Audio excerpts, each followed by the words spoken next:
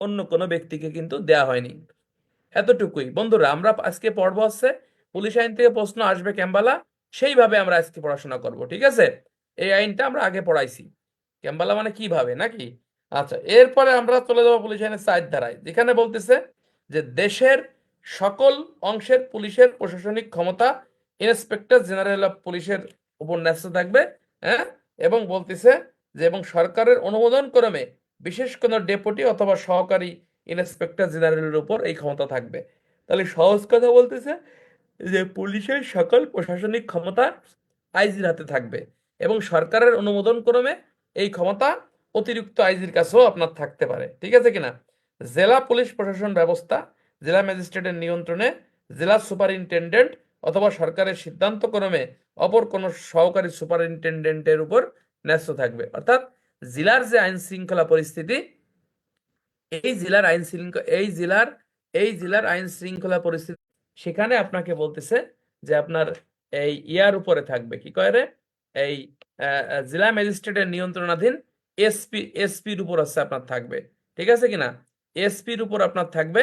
এবং এখানে একটা জিনিস আমাদেরকে একটু মনে রাখতে হবে, সেখানে বলতেছে যে এই যে এই যে যে আহ, আহ, আহ, শুধু এসপি শুধু শুধু এস শুধু এসপির উপর থাকবে না, এই ক্ষমতাটা বেসিক্যালি আপনাকে বলতেছে যে আপনার কার উপর থাকবে, বলতেছে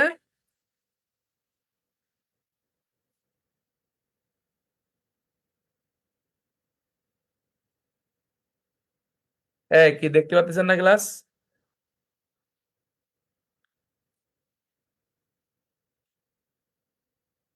সাইফুল, ক্লাসটা একটু ফেসবুক লাইভে দেন, সবাই দেখতে পারবে, যাতে এটা অসুবিধা কম হয়। দেখেন, ফেসবুক লাইভ দেন সাইফুল। সাইফুল বলো। লাইভ হচ্ছে। আচ্ছা, তাহলে এটা এটা আমরা এই পর্যন্তই এটা মনে রাখবেন এর ভিতরে। তাহলে একটা প্রশ্ন আসতে পারে যে জেলার এই ম্যাজিস্ট্রেট এই প্রশাসনিক ক্ষমতা পুলিশের কার কার কার উপর ন্যস্ত থাকে। তাহলে এখানে আমাদেরকে মনে রাখতে হবে যে আইজির হাতে ন্যস্ত থাকে।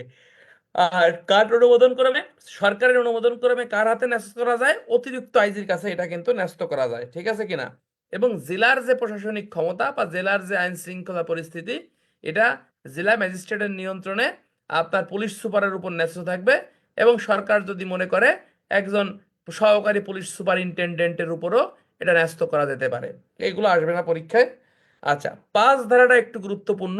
এখানে বলতেছে আইজিপির ম্যাজিস্ট্রেটের ক্ষমতা প্রয়োগ, অর্থাৎ বলতেছে পুলিশের ইন্সপেক্টর জেনারেল দেশের সকল কর্তৃক বিভিন্ন সময়ে প্রদত্ত আদেশ বলে নিয়ন্ত্রণ সাপেক্ষে তিনি উক্ত ক্ষমতা প্রয়োগ করবে। মানে এখানে কইছে কি, যে এই আইনের 5 ধারায় বলতেছে যে আইজিপি মহোদয় কি করতে পারবে, সমগ্র বাংলাদেশে পূর্ণ ম্যাজিস্ট্রেটের ক্ষমতা সে প্রয়োগ করতে পারবে। এবং কার্যবিধির 12 ধারায় আপনাকে বলতেছে যে স্পেশাল ম্যাজিস্ট্রেটের ক্ষমতা প্রয়োগ করতে পারবে। তবে আমাদের এখানে জেনে রাখা ভালো যে সমগ্র বাংলাদেশে জেলা ম্যাজিস্ট্রেটের ক্ষমতা প্রয়োগ করতে পারবে, ঠিক আছে। তবে পিআরবি 35-এর খ, কত, পিআরবি 35 খতে বলতেছে যে একজন police officer, police super, IGP মহোদয় সমগ্র বাংলাদেশে জেলা ম্যাজিস্ট্রেটের ক্ষমতা প্রয়োগ করতে পারবে, ঠিক আছে। তবে এই ক্ষমতাটা সীমাবদ্ধ করা হয়েছে। কি বলছে, কি বলছে, বলতেছে যে আপনার এই আসামি গ্রেপ্তার, অপরাধের বৃত্তান্ত অনুসন্ধান, অপরাধীকে গ্রেপ্তার অপরাধীকে গ্রেপ্তার করে আদালতে সোপর্দ করা, মামলার তথ্য উদ্ঘাটন করা, হ্যাঁ, প্রকৃত অপরাধীকে বিচারার্থে আদালতে প্রেরণ করা, এই বিষয়গুলো হচ্ছে পুলিশের মূলত দায় দায়িত্ব এবং কর্তব্য, ঠিক আছে। কিন্তু এই ক্ষমতাকে পিআরবি 35-এর খতে আপনাকে সীমাবদ্ধ করা হয়েছে। এরম টিপাটিপি করে এগুলো করছে কিটা, ঠিক করেন না কা, তাহলে আকাশ, তাই না। আমি আপনাদের যে এগুলো টিপতে নিষেধ করি, তাই না। তা তোমরা কেন করো ভাই? হ্যাঁ, কিডা এটা?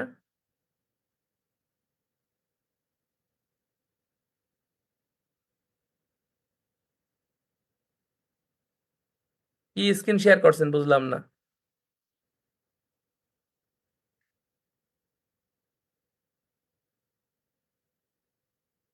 আচ্ছা, কে যেন ওই যে প্রশ্ন বলছে যে আসামির জবানবন্দি ম্যাজিস্ট্রেট কহ ধরায় নেয়, তাই না? তাহলে আসামির জবানবন্দি হচ্ছে পিআরবি কার্যবিধি 342, আর আসামির স্বীকারোক্তিমূলক জবানবন্দি সেটা হচ্ছে সিআরপিসির 164, আর ক্ষমতা বা পদ্ধতি হচ্ছে 364। এই কথার বাইরে কোনো কথা নাই, ঠিক আছে? এরপরে যদি কেউ কথা বানাইছে নাই কয়, মূল বই বাইর করে দেখেন, তাহলে আপনি বুঝতে পারবেন। আসামির জবানবন্দি হচ্ছে মামলা সম্পর্কে ধারণা নেয়ার জন্য ম্যাজিস্ট্রেট বিজ্ঞ আদালতকে বিজ্ঞ মানে আদালত আসামিকে বিভিন্ন ধরনের প্রশ্ন জিজ্ঞাসা করতে পারে, এবং তার পরিপ্রেক্ষিতে আসামি উত্তর দিতেও পারে, উত্তর নাও দিতে পারে। তো উত্তর দিলে আসামি যে জবানবন্দি দেয়, এটাকেই বেসিক্যালি এই আসামির জবানবন্দি বলা হয়। আর আসামির স্বীকারোক্তিমূলক জবানবন্দি কোনটা ভাই? স্বীকারোক্তিমূলক জবানবন্দি হচ্ছে ওইটা যেখানে আসামি নিজের দোষ স্বীকার করে, হ্যাঁ, হ্যাঁ, নিজের দোষ স্বীকার করে যে বিবৃতি ক্ষমতা সম্পন্ন জুডিশিয়াল ম্যাজিস্ট্রেটের নিকট প্রদান করে, সেটাই হচ্ছে স্বীকারোক্তিমূলক জবানবন্দি। আর সিম্পলি আসামির জবানবন্দি হচ্ছে 342, ঠিক আছে? পড়েন, হতাশে গাইড করে কোনো কথা বলে লাভ নাই, ঠিক আছে?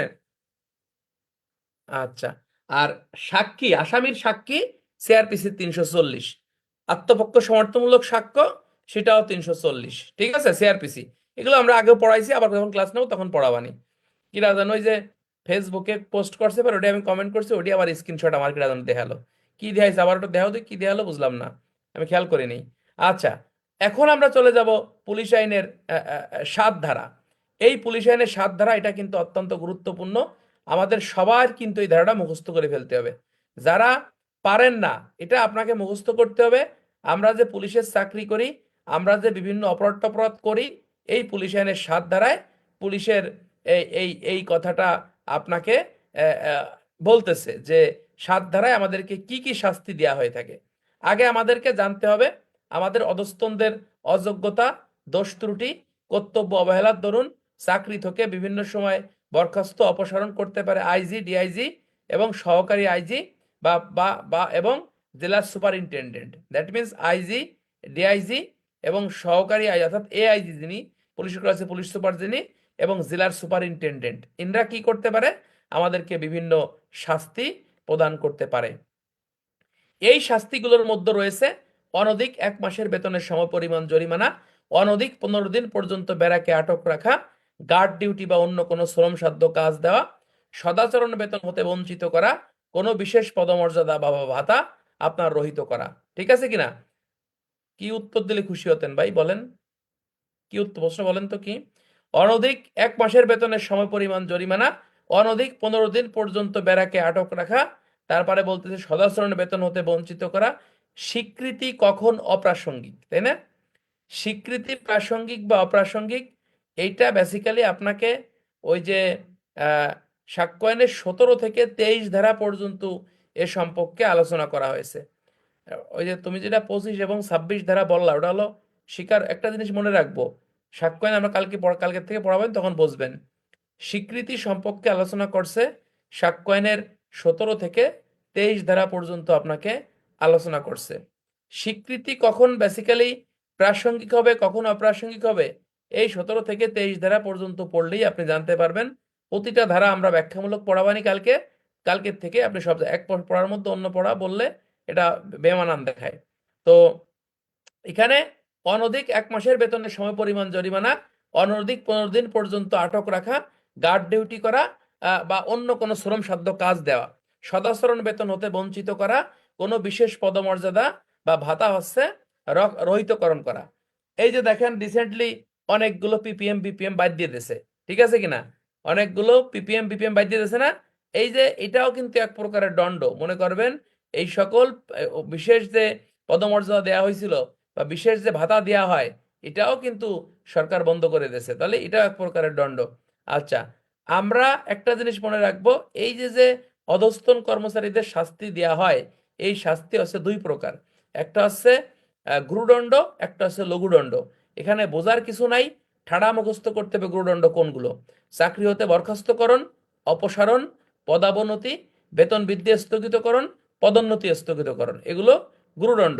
প্রশ্ন আসবে যে গুরুদণ্ড নিচের কোনগুলো, ঠিক আছে কিনা? সুতরাং এগুলো আমাদেরকে কিন্তু মুখস্থ করতে হবে। এবং এখানে মানে ফাঁকি দেওয়ার কোনো সুযোগ নাই, পরীক্ষায় এটা আসবে যে কি কি দণ্ড দেওয়া হয়। তাহলে দুই প্রকার দণ্ড, একটা হচ্ছে গুরুদণ্ড দেওয়া হয়, একটা হচ্ছে লঘুদণ্ড দেওয়া হয়। তাহলে গুরুদণ্ড তো আমরা জেনে ফেললাম। লঘুদণ্ড কি কি? সতর্কীকরণ, তিরস্কার, অতিরিক্ত ডিল, ফেটিক ডিউটি, আটক বা নজরবন্দি। ঠিক আছে কিনা? এখন প্রশ্ন আসবে নিচের কোনটি গুরুদণ্ড, নিচের কোনটি লঘুদণ্ড, এরকম প্রশ্ন কিন্তু আসবে। এই যে আলামিন গাজী ঝিনাইদহ জেলা, ঝিনাইদহ আজকে একটা মার্ডার হয়েছে, দেখছেন না? এই যে আমাদের পাশের, আমাদের থানার পাশেই অবশ্য এটা। আমাদের থানার ভিতরে পড়ে নাই, শৈলকুপার মধ্যে পড়ছে। এই কি মিন গ্রাম না কই, মিন গ্রাম তাই না? শুনলাম যেটা, যে দুইজনে গ্যাঞ্জাম লাগছে। আচ্ছা, তাহলে এখানে গুরুদণ্ড এবং লঘুদণ্ডের পার্থক্যটা আপনাদেরকে একটু মুখস্থ করতে হবে। গুরুদণ্ড এবং লঘুদণ্ডের পার্থক্য এটা কিন্তু পরীক্ষা আসে বন্ধুরা। গুরুদণ্ড গুরুদণ্ড এবং লঘুদণ্ডের পার্থক্য যদি আপনাকে ভালো করে আপনি না জানেন, তাহলে এটা কিন্তু আপনার জন্য সমস্যা হবে। এবং এটা কিন্তু পদোন্নতি পরীক্ষায় কিন্তু আমাদের প্রশ্ন আসবে। কিভাবে আসবে? তখন লিখবেন যে তখন তখন লিখবেন হচ্ছে যে কি লিখবেন?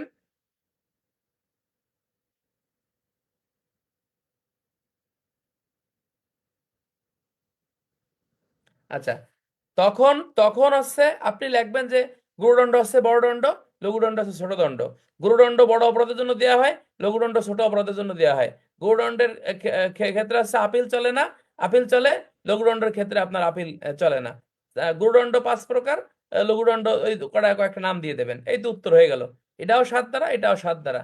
একটা হলো পিআরবি 857, 880, এটা এটা আপনি দিয়ে দেবেন। এরকম প্রশ্ন এখান থেকে আসবে। এখন আমরা 7 ধারা একটা জিনিস কথা বলতেছে যে সাসপেনশন। সাসপেনশনটা কি? কিছুদিনের জন্য কর্মচ্যুতিকে সাসপেনশন বা বিশেষ দণ্ড বলা হয়। কি বলতেছে? কিছুদিনের জন্য কর্মচ্যুতিকে সাসপেনশন বা বিশেষ দণ্ড বলা হয়ে থাকে। সাসপেনশন কখন বৈধ? বলতেছে কোনো কর্মচারীর আচরণ সম্পর্কে তদন্ত চলাকালে তাহার চাকরিতে থাকা যদি জনসাধারণের স্বার্থ বিরোধী হয়ে থাকে, সেই ক্ষেত্রে এটা বৈধ হিসেবে গণ্য হয়। মনে করো আমি শ্রীপুর থানায় মারামারি করছি, মারামারি করি, আমার যদি এসপি স্যার সাসপেনশন না করে, পরের দিন জনগণ যদি এসে দেখে যে আমি ডিউটি করতেছি বা আমি ওই জায়গায় আমার দায়িত্ব পালন করতেছি, তাহলে একটা বিরূপ পরিস্থিতি সৃষ্টি হবে যে এত বড় ঘটনা ঘটে যাওয়ার পর সে এখানে কিভাবে আছে। এই জন্য এই সাসপেনশনটা হচ্ছে বৈধ। ঠিক আছে কিনা? তখন আপনাকে বিভিন্ন লাইনে ক্লোজ করে থাকে। সাসপেনশন না করেও কিন্তু আপনার বিরুদ্ধে ডিপার্টমেন্টাল প্রসিডিং, দ্যাট মিন্স বিভাগীয় মামলা রুজু করা যায়। ঠিক আছে কিনা? এই জন্য দেখবেন সাসপেনশন করার পরে কিছুদিন সাসপেনশন উড্ড করে, পরবর্তীতে তারা ডিউটি লাগাই দেয় এবং বিভাগীয় মামলা কিন্তু রুজু রুজু থাকে। কথা বুঝছেন এটা? আচ্ছা, কথা কেন না। এরপরে বলতেছে যে সাসপেনশন থাকাকালে সাময়িক কর্তব্য ক্ষমতা থাকে না, কিন্তু নিয়ম কানুন সবগুলো বলবৎ থাকে। কি থাকে না? কর্তব্য এবং ক্ষমতা থাকে না, কিন্তু নিয়ম কানুন যা আছে সবই কিন্তু তার বলবৎ থাকবে। তো প্রিয় বন্ধুরা, এই পুলিশ আইনের 7 ধারা থেকে কি প্রশ্ন আসবে? পুলিশ আইনের 7 ধারা থেকে প্রশ্ন আসবে যে অধস্তন পুলিশ কর্মচারীদের কি কি শাস্তি দেওয়া হয়ে থাকে, অথবা শ্রীপুর থানায় কর্মরত কনস্টেবল ককে তার দায়িত্ব কর্তব্য অবহেলায় কি কি শাস্তি প্রদান করা হয়ে থাকে। ঠিক আছে কিনা? তখন এই পুলিশ আইনের 7 ধারা থেকে এই প্রশ্নগুলো আপনাকে লিখতে হবে। ক্লিয়ার? এবং এটা কিন্তু রিটেনের জন্য 7 ধারা গুরুত্বপূর্ণ, লাল চিহ্নতে দাগায় রাখেন। এটা পদোন্নতি পরীক্ষা আসার সম্ভাবনা কিন্তু আছে। লা হাওলা ওয়ালা কুওয়াতা ইল্লা বিল্লাহিল আলিয়্যিল আযীম। আচ্ছা, আমরা চলে যাব পুলিশ আইনের 8 ধারা, যেখানে বলতেছে এই আইনের 4 ধারায় আহ, আহ, উল্লেখিত কর্মকর্তা ও নিযুক্ত পুলিশ ব্যতীত, অর্থাৎ 4 ধারায় মূলত বলতেছে যে এএসপি থেকে আপার যে সকল পুলিশ সদস্যরা আছে, হ্যাঁ, তাদের কথা এখানে বলতেছে। কিন্তু আমাদের যে যে জিনিসটা জানা দরকার সেটা হচ্ছে এই 4 ধারায় এএসপি যারা আছে তারা ব্যতীত আমরা যারা কনস্টেবল, এসআই, এএসআই যারা আছি, আমাদের এই 8 ধারা অনুযায়ী নিয়োগপত্র দেয় এবং এই নিয়োগপত্র অনুযায়ী আমরা দায়িত্ব কর্তব্য ক্ষমতাগুলো পালন করে থাকি। আমরা যে বেতন বেতন ভাতা দিই এবং রেশন সামগ্রী পাই, এবং এই 8 ধারার ক্ষমতা বলেই আমরা বেসিক্যালি পেয়ে থাকি। এবং এখানে 8 ধারাটা আমরা যা আমাদের যে বেতন রেশন যা আছে সবগুলোই কিন্তু এই 8 ধারা অনুযায়ী আমাদের উপর দায়িত্ব কর্তব্য সম্পাদনগুলো আমরা করে থাকি। আচ্ছা, চাকরি থেকে ইস্তফা দেওয়ার নিয়ম কি? চাকরি থেকে ইস্তফা দেওয়ার নিয়ম বলতেছে যে পুলিশ জেলা সুপারিনটেনডেন্ট অনুমতি ব্যতীত অথবা উক্ত বিষয়ের ক্ষমতাপ্রাপ্ত কোনো কর্মকর্তার বিনা অনুমতিতে কোনো পুলিশ সদস্য 2 মাসের লিখিত আপনার আবেদন না দিয়ে সে চাকরি থেকে ইস্তফা দিতে পারবে নয় কারে না। কি বলতেছে? বলতেছে যে কোনো পুলিশ সদস্য সুপারিনটেনডেন্ট, দ্যাট মিন্স কোনো পুলিশ সুপারের কাছে লিখিত আবেদন ব্যতীত কত মাস পূর্বে? 2 মাস পূর্বে কি করতে পারবে না? চাকরি থেকে সে ইস্তফা দিতে পারবে না। যদি সে ইস্তফা দেয়, এটা হচ্ছে অবৈধ হিসেবে গণ্য হবে এবং তার বিরুদ্ধে কিন্তু আইনগত ব্যবস্থা গ্রহণ করা যাবে। তাহলে 9 ধারা থেকে একটা প্রশ্ন কিন্তু রিটেনে আসছে, শোনেন। পুলিশ আইনটা অনেক সহজ, অনেকের কাছে বিরক্ত মনে আছে, বিরক্ত না, তুমি শোনো, কাজে লাগবে। তাহলে কার কাছে আবেদন করতে হয়? পুলিশ সুপারের কাছে আবেদন করতে হয়, অথবা কার কাছে? ক্ষমতাপ্রাপ্ত অন্য যে কোনো ব্যক্তির কাছে। বেসিক্যালি হচ্ছে আপনার কি করতে হবে? আপনাকে বলতেছে যে আপনি এখানে সে মানে পূর্বে হচ্ছে আপনাকে আবেদন করতে হবে, এবং 2 মাস পরে হচ্ছে আপনার সেই চাকরি থেকে ইস্তফা দেওয়া যাবে কি যাবে না, সেই ক্ষেত্রে যে কর্তৃপক্ষ আছে সেই কর্তৃপক্ষ আইনগত ব্যবস্থা বেসিক্যালি সে এখানে গ্রহণ করবে। আচ্ছা, এছাড়া আর তেমন কোনো কিছু নাই। 10 ধারাটা কিন্তু একটু গুরুত্বপূর্ণ। পুলিশের চাকরিরত অবস্থায় অন্য কোনো চাকরি গ্রহণে বিরতকরণ, অর্থাৎ ইন্সপেক্টর জেনারেলের লিখিত অনুমতি ব্যতীত কোনো পুলিশ কর্মচারী এই আইনের অধীনে নিজ কর্তব্য কর্ম ব্যতীত অন্য কোনো নিয়োগ বা চাকরি গ্রহণ করতে পারবে না। অর্থাৎ একসাথে 2-3টে চাকরি করা যাবে না। পুলিশের চাকরি করেন, আবার কোম্পানির চাকরি করেন, আবার মনে করেন যে আপনি ইয়া করেন, কি কয় রে, এই এই ইয়ারে কি কয়, মনে করেন অন্য কোনো ব্যবসা বাণিজ্য করেন, এই কাজগুলো আপনাকে করতে নিষেধ করা হয়েছে। ডাইরেক্ট আপনার নিষেধ করা হয়েছে, এই কাজগুলো আপনি করতে পারবেন নয়াকারে না। যদি আপনি যদি আপনি করেন, সেই ক্ষেত্রে হচ্ছে আপনার এই দণ্ডবিধি আইনের আপনি এই 168 ধারা মোতাবেক আপনি অপরাধ করছেন বলেই বেসিক্যালি আপনার গণ্য হবে। ক্লিয়ার? আচ্ছা, এর পরবর্তীতে আমরা চলে যাব পুলিশ আইনের আপনার 12 ধারা। এই ধারাটা কিন্তু গুরুত্বপূর্ণ, অর্থাৎ প্রশাসনিক কর্মে আদেশ নির্দেশ প্রণয়নে আইজিপির ক্ষমতা, অর্থাৎ সরকারের সম্মতিক্রমে ইন্সপেক্টর জেনারেল পুলিশ বাহিনীর গঠন, শ্রেণী বিভাগ, অস্ত্র শস্ত্র, পোশাক পরিচ্ছদ এবং বাসগৃহ সম্পর্কে নিয়মকানুন প্রণয়ন করতে পারবেন, এবং পুলিশের গুপ্ত সংবাদ সংগ্রহ এবং উহার আদান প্রদান কর্তব্য পরিদর্শন এবং পুলিশ বাহিনীর দক্ষতা রক্ষা প্রভৃতি বিষয়ে নিয়মকানুন প্রণয়ন এবং আদেশ সে জারি করতে পারবে।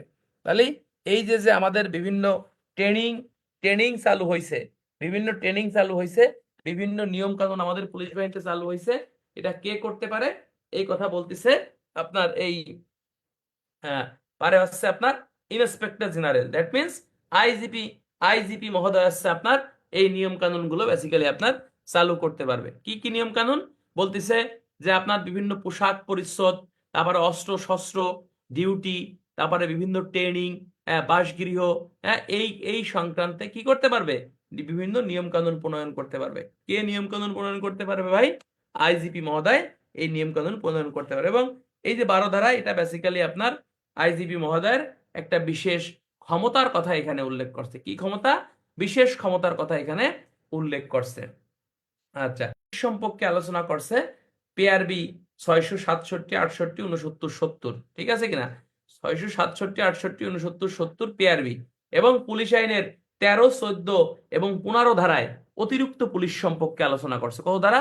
13, 14 এবং 15 ধারায়। অতিরিক্ত পুলিশটা কি? অতিরিক্ত পুলিশ হচ্ছে নিয়মিত পুলিশ বাহিনীর অংশ, অর্থাৎ আমরা যে পুলিশ, আমরাই হচ্ছে অতিরিক্ত পুলিশ। হ্যাঁ, আইন শৃঙ্খলা পরিস্থিতি নিয়ন্ত্রণে বিশেষ অবস্থায়, হ্যাঁ, এসপি মহোদয়, ক্ষেত্র বিশেষ আইজিপি মহোদয় সাধারণ পুলিশ বাহিনীর মধ্য থেকে যে পুলিশ নিয়োগ করে থাকে তাকেই অতিরিক্ত পুলিশ বলা হয়ে থাকে। যেমন এই মুহূর্তে ঢাকায় যদি নির্বাচন হয়, মাগুরা জেলা থেকেও কিন্তু ফোর্স চাহিদা দেওয়া হয়, তাই না? কিছুদিন আগে যে ইজতেমা ডিউটি গেল, আমাদের মাগুরা জেলা থেকেও কিন্তু ইজতেমা ডিউটি গেছে। শুধুমাত্র মাগুরা জেলা বলে কোনো কথা না, বাংলাদেশের যত ডিস্ট্রিক্ট আছে সব ডিস্ট্রিক্ট থেকেই কিন্তু ইজতেমা ডিউটি গেছে। অর্থাৎ বিশেষ পরিস্থিতিতে আইন শৃঙ্খলা রক্ষা করার জন্যই কিন্তু এই স্পেশাল পুলিশ, মানে অতিরিক্ত পুলিশটা বেসিক্যালি আপনার মোতায়েন করা হয়ে থাকে। আচ্ছা, 13 ধারায় বলতেছে জেলা পুলিশ সুপারের অতিরিক্ত নিয়োগ করার ক্ষমতা, অর্থাৎ বলতেছে কোনো ব্যক্তির আবেদন ক্রমে আবশ্যক মনে করলে কোনো স্থানে শান্তি শৃঙ্খলা রক্ষার নিমিত্তে ম্যাজিস্ট্রেটের নির্দেশ মতে অতিরিক্ত পুলিশ কর্মচারী নিয়োগ করা যাবে। তবে এই অতিরিক্ত পুলিশ ইন্সপেক্টর জেনারেল বা সহকারী আইজি অথবা জেলার সুপারিনটেন্ডেন্টের কর্তৃত্বে আপনাকে থাকবে। অতিরিক্ত পুলিশের কর্মচারী আবেদনকারীকে বেসিক্যালি বহন করতে হবে, এবং উক্ত পুলিশ কর্মচারীগণ উঠাই নেবার আবেদন জানায়া 1 মাস পূর্বে আবেদন করলে এই 1 মাস অন্তর উক্ত খরচের দায় থেকে সেই ব্যক্তি রক্ষা পাবে। অর্থাৎ যে কোনো ব্যক্তি অতিরিক্ত পুলিশের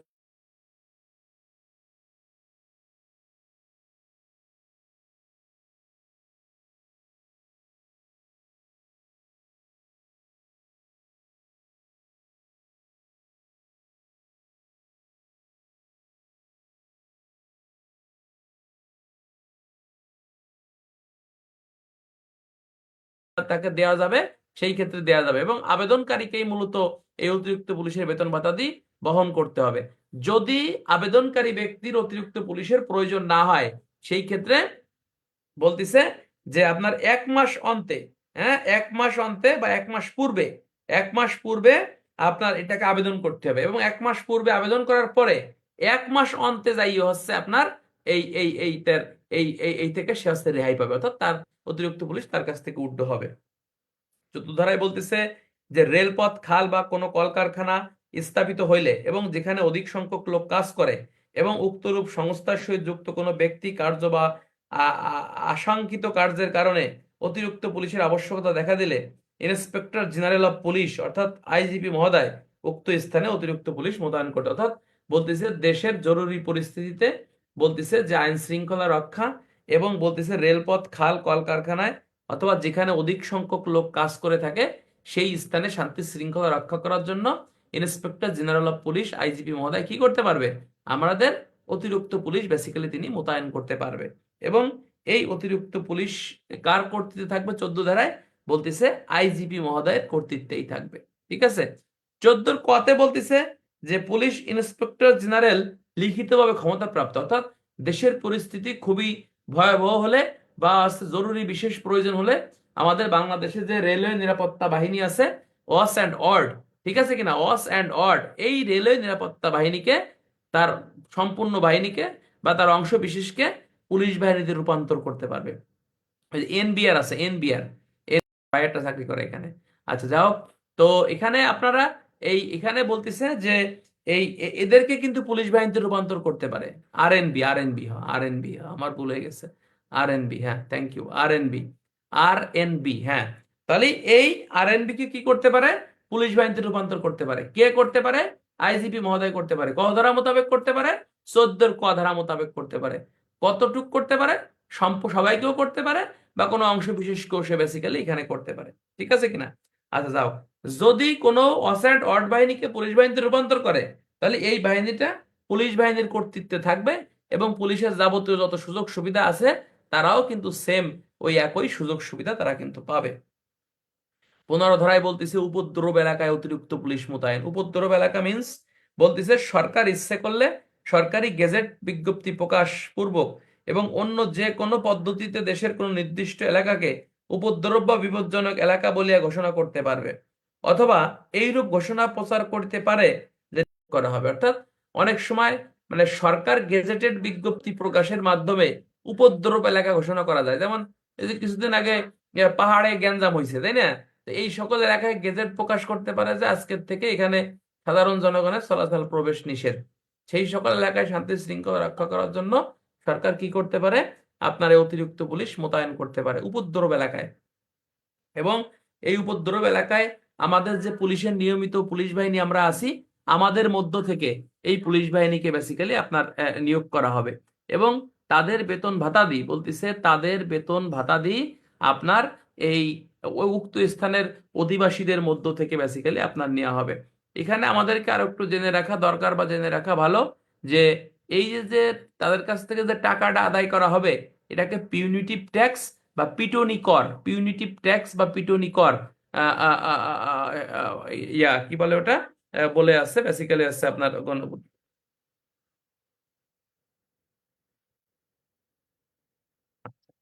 আমরা এখন সরাসরি চলে যাব পুলিশ আইনের 17 থেকে আপনার ওই যে 21 ধারা পর্যন্ত, যেখানে আপনাকে বলতেছে যে স্পেশাল পুলিশ, স্পেশাল পুলিশ সম্পর্কে পিআরবি 674, 75, 76 লিখে রাখেন, মন থাকবে। পিআরবি 674, 75 এবং 76 আপনাকে আলোচনা করছে। স্পেশাল পুলিশ হচ্ছে নিয়মিত পুলিশ বাহিনীর অংশ নয়।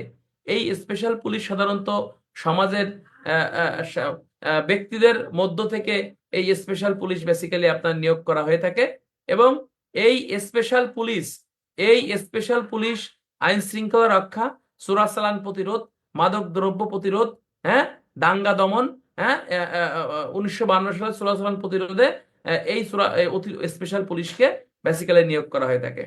স্পেশাল পুলিশ, স্পেশাল পুলিশ আপনাকে বলতেছে যে শুধুমাত্র পুলিশের আবেদনের পরিপ্রেক্ষিতে নিয়োগ করা হবে এমন কোনো কথা না। একটা জেলার আইন শৃঙ্খলা পরিস্থিতি স্বাভাবিক রাখার জন্য যদি জেলা ম্যাজিস্ট্রেট মনে করে সমাজে যারা ভালো ব্যক্তি আছে তাদের মধ্য থেকে স্পেশাল পুলিশ নিয়োগ করতে হবে, সেক্ষেত্রে পুলিশের আবেদন ছাড়াও এই স্পেশাল পুলিশ কিন্তু নিয়োগ করা যায়, মনে রাখবেন, ঠিক আছে কিনা। এবং স্পেশাল পুলিশের মূল উদ্দেশ্য হচ্ছে চোরাচালান প্রতিরোধ করা, দাঙ্গা দমন করা, আইন শৃঙ্খলা রক্ষা করা, অপরাধীদের গ্রেপ্তার করে আদালতে সোপর্দ করা, এগুলো তাদের প্রধান দায়িত্ব। এটা সাধারণত মনে রাখবেন যে পুলিশের ইন্সপেক্টর পদমর্যাদার নিম্নে নহে এমন পুলিশ অফিসারের মাধ্যমেই আবেদনের মাধ্যমে জেলা ম্যাজিস্ট্রেট নিয়োগ করে থাকে। আর একটা তথ্য আপনারা এখানে মনে রাখবেন যে স্পেশাল পুলিশের নামের তালিকা তৎক্ষণাৎ জেলা সুপারিনটেন্ডেন্টের নিকট প্রেরণ করতে হবে। তাহলে স্পেশাল পুলিশের নামের তালিকা কোথায় থাকে? এসপি অফিসে থাকে। কে প্রেরণ করবে? জেলা ম্যাজিস্ট্রেট প্রেরণ করবে। কার কাছে প্রেরণ করবে? জেলা সুপারিনটেন্ডেন্ট, দ্যাট মিনস পুলিশ সুপারের নিকট আপনাকে এখানে প্রেরণ করবে। লা হাওলা ওয়ালা কুওয়াতা ইল্লা বিল্লাহিল আলিয়্যিল আযীম। বুঝতেছেন কথা? আচ্ছা, এটাকে স্পেশাল পুলিশ। Special police. আচ্ছা, অবসরপ্রাপ্ত ব্যক্তির নামের তালিকা কোথায় থাকে বলেন তো? অবসরপ্রাপ্ত ব্যক্তির নামের তালিকা কোথায় থাকে বলেন? কই থাকে বলেন? পারেন না? এসপি অফিসে। এটাও এসপি অফিসে থাকে, ঠিক আছে। কার্ড ইন্ডেক্স কোথায় থাকে? কার্ড ইন্ডেক্স সার্কেল অফিসে থাকে, সার্কেল অফিসে। আচ্ছা, আমরা এখন সরাসরি চলে যাব পুলিশ আইনের 18 ধারা। ক্ষমতা এবং দায়িত্ব কর্তব্য তারা কিন্তু এখানে পালন করতে পারবে। এখানে সকল ক্ষমতা বা দায়িত্ব কর্তব্য পালন করবে মিন্স একজন সাধারণ পুলিশ, তার মানে হচ্ছে আমরা যে পুলিশ, আমরা যে ক্ষমতা বা আমরা যে দায়িত্ব কর্তব্য পালন করবো তারাও তাই করবে সেটা এরকম না। তাদের যে ক্ষমতা দেওয়া হয়েছে তারা ওই ক্ষমতা পালন করতে পারবে বা ওই দায়িত্ব পালন করতে পারবে, ঠিক আছে কিনা। যেমন আমরা সাধারণ পুলিশ, আমরা মামলা করতে পারবে না, মামলা করতে পারবে না। এই কথাটাই এখানে বলতেছে যে তাদের যে ক্ষমতা দায়িত্ব কর্তব্য দেওয়া হয়েছে তারা সেগুলো পালন করতে পারবে, এটা কোনো অপরাধ হবে না বা এই অনুযায়ী বেসিক্যালি মানে সামনের দিকে অগ্রসর হবে। আচ্ছা, 19 ধারায় বলতেছে যে স্পেশাল পুলিশ নিযুক্ত হওয়ার পর কেউ যদি দায়িত্ব কর্তব্য অবহেলা করে অথবা দায়িত্ব কর্তব্য পালন অস্বীকার করে সেক্ষেত্রে তার এটা গাফিলতি হিসেবে গণ্য হবে এবং তার বিচারার্থে অনধিক 50 টাকা পর্যন্ত অর্থদণ্ড বা উভয়দণ্ডের বিধান কিন্তু এখানে রাখা হয়। অর্থাৎ যদি প্রশ্ন আসে যে স্পেশাল ঊর্ধ্ব 50 টাকা পর্যন্ত জরিমানা, আর অতিরিক্ত পুলিশের দায়িত্ব অবহেলা শাস্তি কয় ধারা ভাই ধরে বলেন? কত ধারা? অতিরিক্ত পুলিশ কয় ধারা বলেন? 7 ধারা, 7, 29 ধারায় অতিরিক্ত পুলিশের দায়িত্ব অবহেলার শাস্তির বিধান কিন্তু এখানে বেসিক্যালি বর্ণনা করছে। আচ্ছা, আমরা অন্য জুমের লিঙ্ক দিছি, ওই লিঙ্কেও ঢুকতে পারবে, নিচে লিঙ্ক দেওয়া, যারা সমস্যা তারা নিচের মোবাইলের লিঙ্কও ঢুকতে পারবেন। আরো আমাদের 2টা আইডি চলতেছে, ওই আইডিতে ঢুকতে পারবেন, সমস্যা নেই। আচ্ছা, তাহলে এখানে এখানে এই এই এই এই এই এই এই 19 ধারা পর্যন্ত আমরা এখানে জানলাম। 21, 22 এগুলো দরকার নাই, মূলত 22 ধারা বলতেছে আমরা যে পুলিশের চাকরি করি আমরা এখানে 24 ঘন্টার জন্য নিযুক্ত, ঠিক আছে কিনা। অতিরিক্ত পুলিশ মানেই আমরা, হ্যাঁ অতিরিক্ত পুলিশ মানে আমরা 24 ঘন্টার জন্য আমরা এখানে নিযুক্ত এবং সর্বদা আমরা অন ডিউটিতে আসি বলেই আমরা বিবেচিত হবে। এই হলো 22 ধারা, এগুলো আসবে না। 23 ধারাটা দয়া করে বন্ধুরা আপনারা সবাই মুখস্থ করে ফেলবেন। 23 ধারা আসলে বোঝার কিছু নাই। আপনি যে পুলিশের চাকরি করেন এই 23 ধারা অনুযায়ী এই দায়িত্ব কর্তব্য আপনার উপরে বর্তাবে। আপনি পদোন্নতি পরীক্ষা দিবেন, আপনি যদি 23 ধারা মুখস্থ না লিখতে পারেন তাহলে আপনার পরীক্ষা দেওয়ার দরকার নেই, ঠিক আছে কিনা। এটা নিজে নিজে মুখস্থ পারেন তো নাকি? হাতুস করেন, পারেন? হাতুস করেন, পারেন কিনা? 23 ধারা সবাই পারেন? এই যে জামির হোসেন শুয়ে শুয়ে ক্লাস করতেছেন, পারেন? হ্যাঁ, হাতুস করেন, পারেন কিনা? এটা সবার পারে, এটা বোঝার কিছু নাই। ডাইরেক্ট মুখস্থ করে ফেলবেন যে উপযুক্ত কর্তৃপক্ষের বৈধ পরোয়ানা, বৈধ আদেশ পালন করা, বৈধ পরোয়ানা জারি করা, অপরাধের শান্তি রক্ষা সংবাদ সংবাদ সংগ্রহ করা, তারপরে অপরাধের দেখলে সেটা প্রতিরোধ বা নিবারণ করা, এরপর আছে পাবলিক নিউসেন্স নিবারণ করা, অপরাধের বৃত্তান্ত অনুসন্ধান করা, অপরাধীকে বিচারার্থে আদালতে সোপর্দ করা, আইন সংগত সকল ব্যক্তিকে গ্রেপ্তার করা, হ্যাঁ গ্রেপ্তার করতে যে জোয়ার আড্ডাখানা শরাবখানায় প্রবেশ করা এবং সেখানে তল্লাশি চালানো এবং কার কাছে কি আছে সেগুলো দেখা, এগুলো পুলিশের সবই দায়িত্ব এবং কর্তব্য। ডাইরেক্ট ঠাড়া মুখস্থ করতে পুলিশ আইনে 23 ধারায় যে 8টা পয়েন্ট আছে এটা ডাইরেক্ট ঠাড়া মুখস্থ করতে হবে। ছুটি গেছেন মানে কি আপনি কি চাকরি চলে গেছে আমার? কি প্রশ্ন করেন এগুলো? হ্যাঁ, ছুটি গেলে চাকরি চলে যায়? আপনি যদি এলপিআর এ যান তাও আপনার চাকরি থাকে, জানেন তো। চাকরি থেকে যখন অব্যাহতি দেবেন তখন হচ্ছে আপনার চাকরি নাই, কিন্তু এলপিআর এ যাই আপনি একটা ব্যবসার দোকান খুলে বসে রয়েছেন, 1 বছর বসে বসে বেতন নিচ্ছেন আবার ব্যবসাও করতেছেন, এটাও আপনি পিআরবি ওই যে 110-এর বিধান লঙ্ঘন এবং দণ্ডবিধি আইনের 168 ধারা মোতাবেক আপনার বিরুদ্ধে আইনগত ব্যবস্থা গ্রহণ করা যাবে। ঠিক আছে ভাই, সবাই পড়েন লা হাওলা ওয়ালা কুওয়াতা ইল্লা বিল্লাহিল আলিয়্যিল আযীম। শোনেন ভাই, একটা কথা বলি, রাগ হানা জাহান, পদোন্নতির জন্য হচ্ছে আপনার নিজের আগ্রহ থাকতে হবে। পড়া পৃথিবীতে নতুন কোনো পড়া নাই, সব একই নতুন পড়া, কিন্তু এটাকে আপনাকে ধৈর্যের সাথে শুনতে হবে, লেগে থাকতে হবে, মনে করতে হবে র্যাঙ্ক না লাগাতে পারলে আমার চাকরি থাকবে না। ঠিক আছে কিনা? একই পড়া। আইন কি মানুষ বানায় বানায় বলবে? একই পড়া। সুতরাং কন্টিনিউ আপনাকে শুনতে হবে, শুনতে হবে, লিখতে হবে, শুনতে হবে। দেখবেন আল্লাহ ভাই এক সময় আপনার র্যাঙ্ক দিয়েই দিছে। ঠিক আছে, কিন্তু অনেক ধৈর্যর দরকার। যার ধৈর্য আছে একমাত্র সেই পদোন্নতি পাবে। এখন আপনার মনের ভিতরে যদি মানে শয়তানি জাগে যে পুলিশ আইনের প্রশ্ন আলামিন স্যার পড়াচ্ছে, কি পড়ে তো পারি সব, না ভাই, এই যে পড়াচ্ছি অনেক নতুন বিষয় তুমি জানতে পারবা। ঠিক আছে কিনা? এই যে আমি পারি, পড়ার দরকার নেই, কালকে পড়বা নিয়ে তো পারা জিনিস পড়াচ্ছে, কি শুনবো? এটাই জীবনের কাল। এই জিনিসটাই জীবনের কাল, যে পারি এখন দরকার নাই, এ তো পারা পারা জিনিস আর কি শুনবো? এটা না, তোমাকে শুনতে হবে।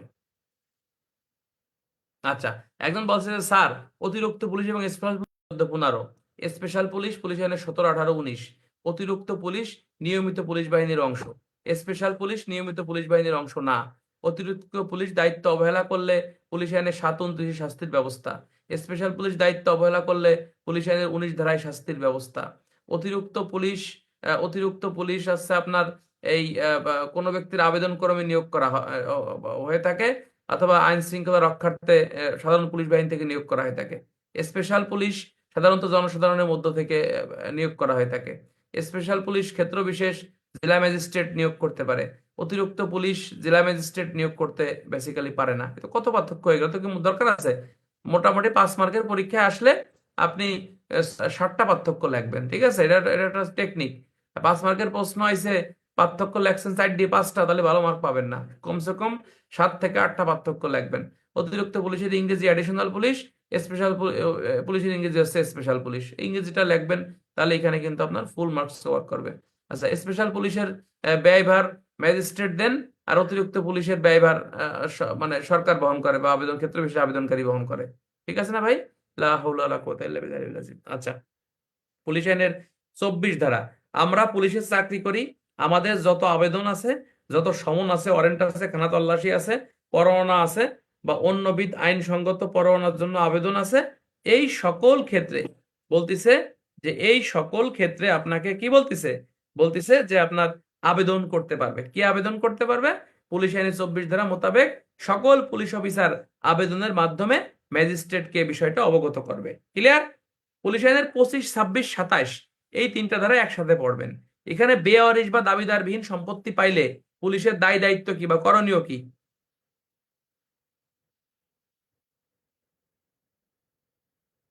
সেই ক্ষেত্রে সেই ক্ষেত্রে আপনাকে বলতেছে,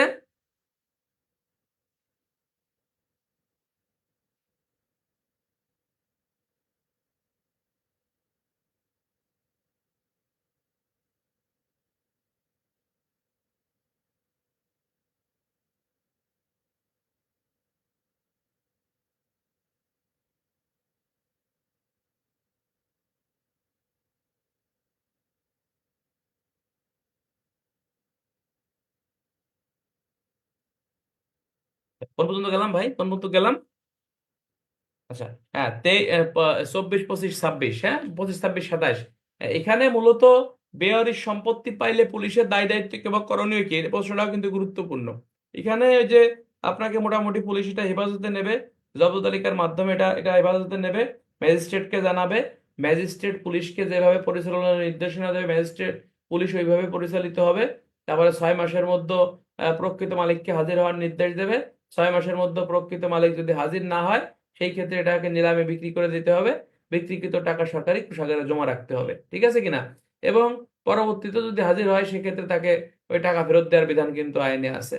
এইটা বেসিক্যালি আপনাকে পুলিশ আইনের 25, 26, 27 ধারা এবং এই কি বলে ওটা, এই কার্যবিধি আইনের 523 থেকে 525 ধারা পর্যন্ত এই বিষয়গুলো আপনাকে এখানে আলোচনা করছে। এখানে এতটা গুরুত্বপূর্ণ কিছু না, এটা আপনারা পারবেন আসলে। মূলত বেওয়ারিশ সম্পত্তি পাইলে, সন্ধিদগ্ধ সম্পত্তি পাইলে, পচনশীল ক্ষেত্রে কি, পচনশীলের ক্ষেত্রে বলা হচ্ছে যে এটাকে আপনাকে ম্যাজিস্ট্রেটকে জানানোর দরকার নাই। যদি সেটা মালিকের পক্ষে লাভজনক হয় সেই ক্ষেত্রে ম্যাজিস্ট্রেটকে জানানোর দরকার নাই, আপনি এটা বিক্রি করে সরকারি কোষাগারে জমা রাখতে পারবেন এবং আদালতকে বিষয়টা অবগত করতে পারবেন। ঠিক আছে? আচ্ছা, পুলিশ আইনের 28 ধারাটা গুরুত্বপূর্ণ। এখানে বলতেছে যে বরখাস্তকৃত পুলিশ কর্মচারী সরকারি আদেশ অমান্যকরণে জরিমানা সংক্রান্ত, অর্থাৎ যে পুলিশের চাকরি চলে গেছে সেই পুলিশকে যে নিয়োগপত্র দেওয়া হয়েছিল, পোশাক পরিচ্ছদ দেওয়া হয়েছিল, অস্ত্র শস্ত্র দেওয়া হয়েছিল, এইগুলো সে জমা দেবে। যদি সে জমা না দেয় সেই ক্ষেত্রে একটা জিনিস মনে রাখবেন, এই পুলিশ আইনের 28 ধারা হচ্ছে সর্বোচ্চ শাস্তি, অর্থাৎ 200 টাকা পর্যন্ত জরিমানা, 6 মাসের কারাদণ্ড, অর্থদণ্ড বা উভয় দণ্ডের বিধান কিন্তু বেসিক্যালি এখানে রাখা হয়েছে। কত টাকা জরিমানা? 200 টাকা পর্যন্ত জরিমানার বিধান কিন্তু রাখা হয়েছে। কোন সদস্যের জন্য? যার চাকরি নাই, অর্থাৎ বরখাস্ত হয়ে গেছে। সেই ক্ষেত্রে এই 28 ধারা যে পোশাক পরিচ্ছদ, অস্ত্র শস্ত্র, নিয়োগপত্র দেওয়া হয়েছিল, সেইগুলো যদি সে জমা না দেয়। ঠিক আছে কিনা? আচ্ছা, পুলিশের 29 ধারাটা এবছর খুবই গুরুত্বপূর্ণ। পুলিশের 29 ধারাটা হচ্ছে সুনির্দিষ্ট কয়েকটি অভিযোগে দোষী সাব্যস্ত হলে পুলিশ কর্মচারীকে শাস্তি দেওয়া যাবে। অর্থাৎ বলতেছে, বন্ধুরা আমরা কিন্তু রমজান মাসে ক্লাস নেব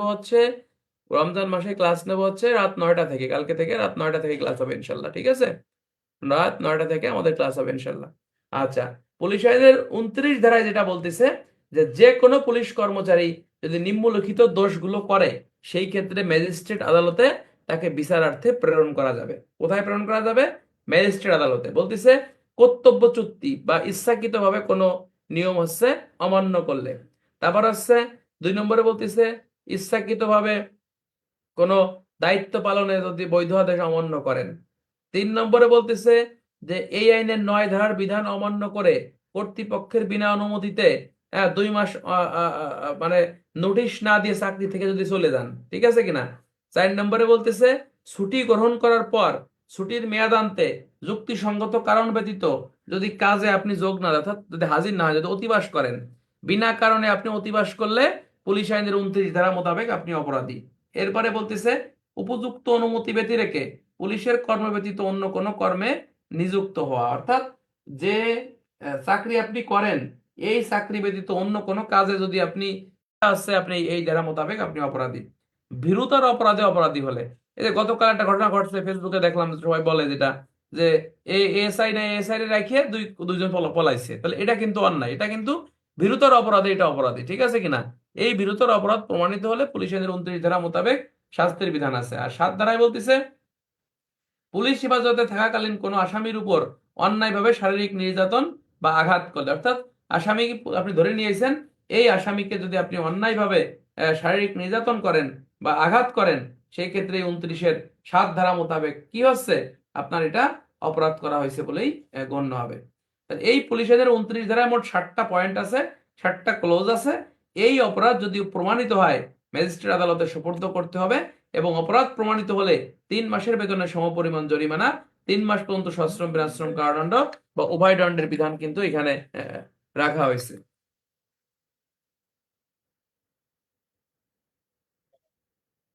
হ্যালো, হ্যালো, এই ক্লাস নেই। কোথায়?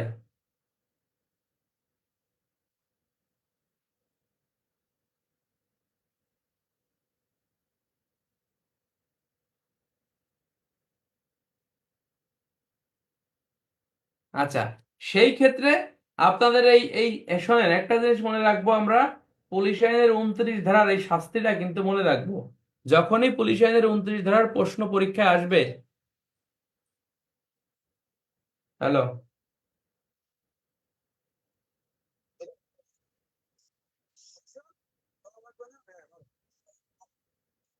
রেডিও রেডিও রেডিও জবান রেডিও। আচ্ছা, তাহলে পুলিশ আইনের 29 ধারা মোতাবেক এই শাস্তিটা আমাদেরকে মনে রাখতে হবে। জনি চৌধুরী নাকি? মনে রাখতে হবে, কেননা এই শাস্তি না লিখলে আপনি কিন্তু ফুল মার্কস পাবেন না। শাস্তি না লিখলে ফুল মার্কস পুলিশ আইনের 29 ধারায় পাওয়া যাবে না। সবাই কিন্তু পুলিশ আইনের 29 ধারা পয়েন্ট পারে, কিন্তু যে শাস্তি লাগবে তার সিরিয়াল 50-এর মধ্যে আসবে। শাস্তিটা হচ্ছে যে যদি ম্যাজিস্ট্রেট আদালতে অপরাধ এই 29 ধারার অপরাধ প্রমাণিত হয় সেক্ষেত্রে তার 3 মাসের বেতনের সমপরিমাণ জরিমানা অথবা 3 মাস পর্যন্ত সশ্রম বা বিনাশ্রম কারাদণ্ড বা উভয় দণ্ডের বিধান কিন্তু রাখা হয়েছে। কি বলতেছে? যে 3 মাস বেতনের সমপরিমাণ জরিমানা অথবা 3 মাস পর্যন্ত সশ্রম বা বিনাশ্রম কারাদণ্ড বা উভয় দণ্ডের বিধান কিন্তু তার এখানে রাখা হয়েছে। কার? যে পুলিশ সদস্য পুলিশ আইনের 29 ধারা মোতাবেক এখানে অভিযুক্ত হবে। ঠিক আছে? একটা জিনিস আপনাদেরকে বলে রাখি, পুলিশ আইনের 29 ধারা মোতাবেক এখানে 7টা পয়েন্ট আছে। এই 7টা পয়েন্ট পরীক্ষায় নাও আসতে পারে, একটা পয়েন্ট দিয়ে প্রশ্ন হতে পারে। কিভাবে প্রশ্ন হতে পারে সেটা আপনাদেরকে আগের ক্লাসে আমি শিখেছি, এটা এখন আমি বলতে চাচ্ছি না। প্রশ্ন এরকম আসতে পারে যে ক খ গ নামক 3 পুলিশ সদস্য আবার অপরাধীকে ধরতে গেছে, একজনকে অপরাধীদের সামনে রেখে বাকি 2জন পলাই চলে আসছে। অপরাধ কি? তাহলে তাদের অপরাধ আছে পুলিশ আইনের 29 ধারা মোতাবেক তারা বিরুদ্ধর অপরাধে অপরাধী হয়েছে। ঠিক আছে কিনা? তাদের বিরুদ্ধে ওই যে আদালতে, ম্যাজিস্ট্রেট আদালতে সোপর্দ করতে হবে। অপরাধ প্রমাণিত হলে 3 মাসের বেতনের সমপরিমাণ জরিমানা অথবা 3 মাস পর্যন্ত সশ্রম বা বিনাশ্রম কারাদণ্ড বা উভয় দণ্ডের বিধান কিন্তু এখানে রাখা হয়েছে। ক্লিয়ার? পারবেন না আসলে ভাই? লা হাওলা ওয়ালা কুওয়াতা ইল্লা বিল্লাহিল আলিয়্যুল আযীম পড়েন। লা হাওলা ওয়ালা কুওয়াতা ইল্লা বিল্লাহিল আলিয়্যুল আযীম। এই কথা শোনা যায়? কথা শোনা যায়? এই শোনা যায় কথা? আচ্ছা, এর পরবর্তীতে আমরা চলে যাবো পুলিশ আইনের 30 ধারা। এই 30 ধারাটা আল্লাহর হস্তে এবছর আমি গ্যারান্টি দিলাম 30 ধারা প্রশ্ন যাইয়েই লেখা শুরু করবেন, প্রশ্ন দেখার দরকার নাই। তবে হাসতেছেন তাই না? 30 ধারার প্রশ্ন মনে করেন আসবে শিওর। কনস্টেবলদের আসার সম্ভাবনা শতভাগ, আমাদের হয়তো নাও আসতে পারে, বাট আসবে। আমি গ্যারান্টি 30 ধারার প্রশ্ন আসি বসে রয়েছে যে সভা সমাবেশ নিয়ন্ত্রণে পুলিশের ভূমিকা কি, সভা সমাবেশ নিয়ন্ত্রণে পুলিশের ভূমিকা কি। এটা হচ্ছে পুলিশ আইনের 30 ধারার 30-এর 1, 2, 3, 4 এবং 30-এর ক-1, 30-এর ক-2 ডাইরেক্ট মুখস্থ করতে হবে। এটা আমাদের অনেকেরই ভুল হয় প্রশ্নটা। আমি দুটো জিনিস শিখাবো তোমাদের, সেটা হচ্ছে সভা সমাবেশ নিয়ন্ত্রণে পুলিশের ভূমিকা কি, সেটা পুলিশ আইন দিয়ে অ্যান্সার করতে হবে। যদি প্রশ্ন আসে সভা সমাবেশ ছত্রভঙ্গের নিয়ম লেখো, তোমাকে সিআরপিসি দিয়ে অ্যান্সার করতে হবে।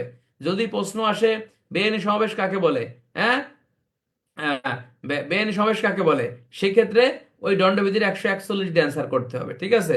যদি প্রশ্ন আসে বৈধ জনতা কখনো অবৈধ জনতায় পরিণত হয়, তখনও পুলিশ আইন দিয়ে আপনাকে অ্যান্সার করতে হবে। মেইন সমস্যা হচ্ছে আমরা প্রশ্ন ধরতে পারি না। ঠিক আছে কিনা? বাড়ির কাজ দেন মানে বাড়ির কাজ তো পুলিশ আইন যখন করায় তখন করাবানি ভাই, সিরিয়াল অনুযায়ী করাই। সিআরপিসি শেষ করি, পরে দণ্ডবিধির প্রশ্ন লেখাবো, কথা কেন না? তাহলে পুলিশ আইন এই প্রশ্নটা খুবই গুরুত্বপূর্ণ এবং পদোন্নতি পরীক্ষা এটা কিন্তু আসবে এবং খুবই গুরুত্বপূর্ণ। এটা একবার ঠাড়া মুখস্থ করবেন আপনারা। যে বলতেছে যে আপনার জেলার সুপারিনটেনডেন্ট অথবা সহকারী সুপারিনটেনডেন্ট জনসাধারণের চলাচল রাস্তায় সভা সমাবেশ নিয়ন্ত্রণ করতে পারবে এবং কোন রাস্তায় মিটিং মিছিল কতটুকু যাবে সেগুলো নির্দেশ তিনি দিতে পারবে। 2 নম্বরে বলতেছে যদি কোনো মিছিল বা সভা সমাবেশ ছাত্রীবঙ্গের আশঙ্কা দেখা দেয় তাহলে জেলা ম্যাজিস্ট্রেট এগুলোকে লাইসেন্স নিতে বাধ্য করতে পারবে। লাইসেন্সের যদি করে পুলিশ সুপার লাইসেন্স মঞ্জুর করতে পারবে, কোনো টাকা পয়সার দরকার হবে না। তিনি লাইসেন্সের বিশেষ বিশেষ পর্ব বা উৎসব কোন রাস্তায় কতটুকু যাবে তা তিনি নির্ধারণ করে দিতে পারবে। এ হলো 30-এর 1, 2, 3, 4।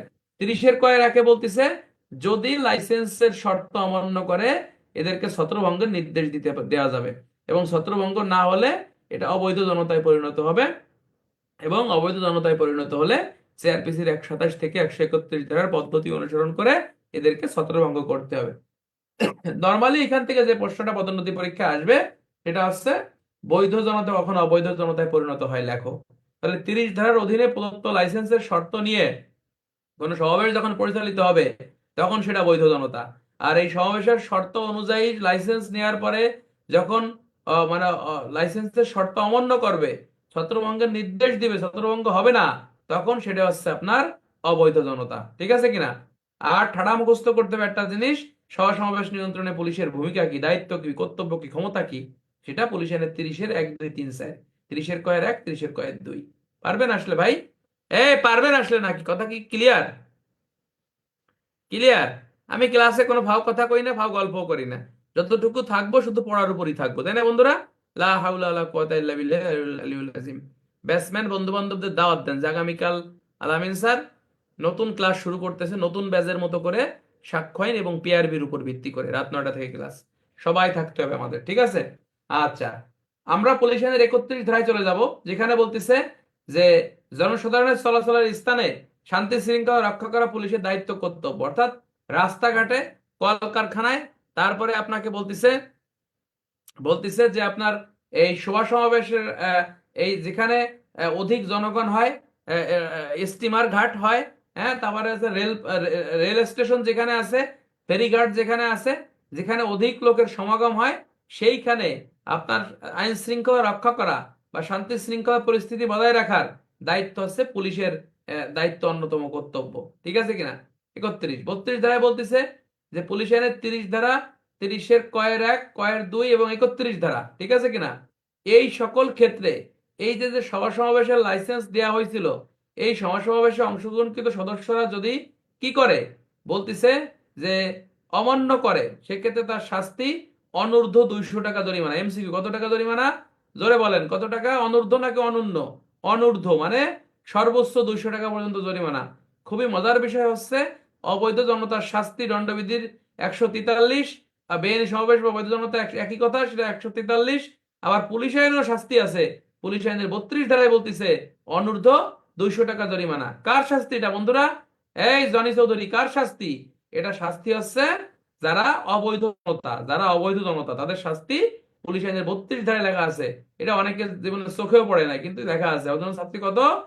অনূর্ধ্ব 200 টাকা পর্যন্ত জরিমানা। 33 ধারায় বলতেছে যে পূর্বে বর্ণিত 4টি ধারা মতে প্রদত্ত পুলিশের ক্ষমতা জেলা ম্যাজিস্ট্রেটের ক্ষমতার পরিপন্থী হবে না। অর্থাৎ এই যে যে সভা সমাবেশ নিয়ন্ত্রণে, সভা সমাবেশ নিয়ন্ত্রণ ভালো করে বোঝেন, সভা সমাবেশ নিয়ন্ত্রণে জেলা ম্যাজিস্ট্রেটের ক্ষমতা পুলিশের ক্ষমতার মানে পুলিশের ক্ষমতার পরিপন্থী। বলতেছে যে জেলা পুলিশের ক্ষমতা জেলা ম্যাজিস্ট্রেটের ক্ষমতার পরিপন্থী হবে না। কার ক্ষমতার?